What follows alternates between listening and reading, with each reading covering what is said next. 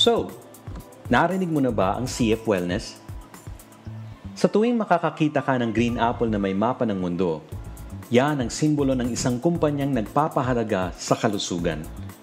Ang kumpanyang naghahatid ng mga produkto at serbisyo na may kinalaman sa health and wellness at iba't ibang programang nagbibigay ng kabuhayan upang makamit mo ang iyong mga pangarap at gumanda ang iyong kinabukasan.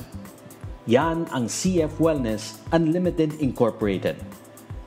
Ang CF Wellness Unlimited Incorporated ay na-establish noong June 2009 na may layuning matulungan ng bawat Pilipino na maging profesional at epektibong entrepreneur sa kani-kanilang komunidad.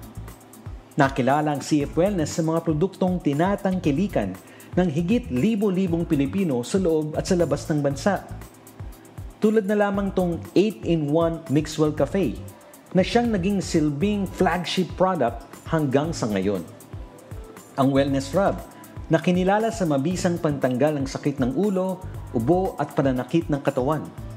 At ang Unlimited Drops na mabisang pampahilom ng sugat, pampatubo ng buhok at pampalinis ng tubig dahil sa trace minerals at aloe vera component nito. Ang CF Wellness Unlimited ay registered at legal na nag-ooperate sa 4th floor Victoria 1 Building, 1670 Quezon Avenue sa Quezon City. Binubuo ang CF Wellness ng mga miyembro na may malawak na experience sa direct marketing, information technology, research at corporate management.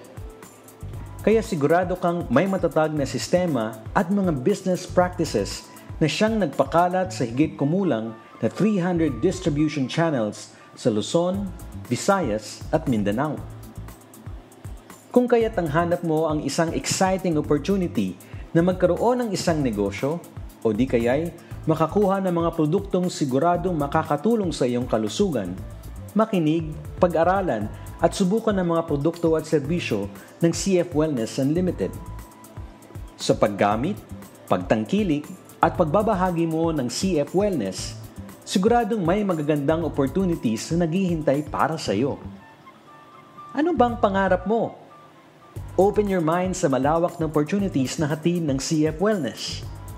Dahil sa CF Wellness, it's more than just a business.